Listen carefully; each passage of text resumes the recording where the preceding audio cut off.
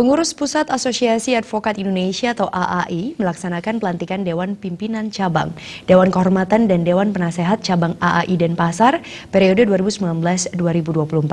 Setelah dilantik diharapkan AAI Denpasar menjadi besar dan lebih solid. Atau yang mewakili.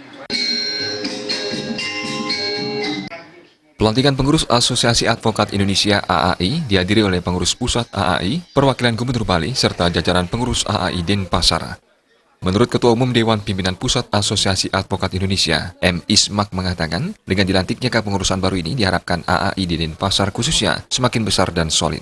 Terkait pelaksanaan demokrasi, advokat harus turun ke masyarakat untuk berbicara masalah demokrasi, karena pemahaman masyarakat tentang demokrasi saat ini belum berjalan dengan baik. Masyarakat dinilai masih mudah percaya dengan isu-isu yang beredar di masyarakat. Diharapkan AAI tampil ke depan dalam memberikan penerangan kepada masyarakat tentang demokrasi. Mengharapkan AAI ini semakin besar di Denpasar ini. Memang dari dulu kan di Denpasar AAI yang terkenal.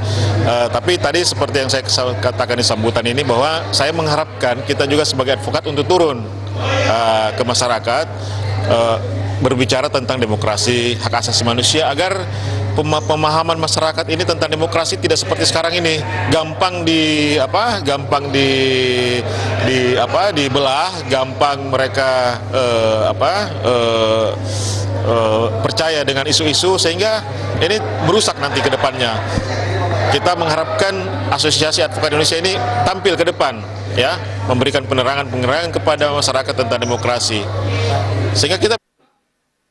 Sementara Ketua Dewan Kehormatan Pusat DPP AAI, Chandra Srijaya Prajogo mengatakan, terkait pemahaman nilai-nilai demokrasi saat ini masih banyak perbedaan sejak lahirnya reformasi. Aparat pemerintah, baik sipil, penegak hukum, maupun militer, harus memberikan teladan dalam pelaksanaan nilai-nilai demokrasi tersebut. Harapannya Indonesia menjadi bangsa yang besar ke depan.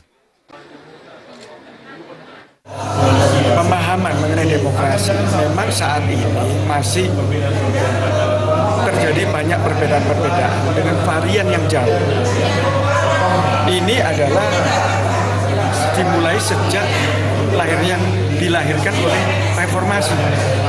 Saat ini sudah waktunya harus ditempa dengan keras dan sungguh-sungguh, terutama diberikan contoh oleh aparat pemerintahan baik sipil, penegak hukum maupun militer sebagai ingarso sing tulodo yang di depan adalah menjadi panutan, memberikan suatu pembelajaran dengan contoh faktual tindakan itu tentunya lebih mudah dicerna daripada sekedar teori-teori saja. Pelantikan Dewan Pimpinan Cabang dan Dewan Penasihat dilakukan oleh Ketua Umum DPP AAI Pusat yang ditandai dengan penyematan PIN. Pelantikan Dewan Kehormatan dilakukan oleh Ketua Dewan Kehormatan Pusat DPP AAI. Kegiatan diakhiri dengan pemberian ucapan selamat kepada seluruh kepengurusan yang baru dilantik. Ketua DPR Provinsi Bali, Bayu di Bali TV.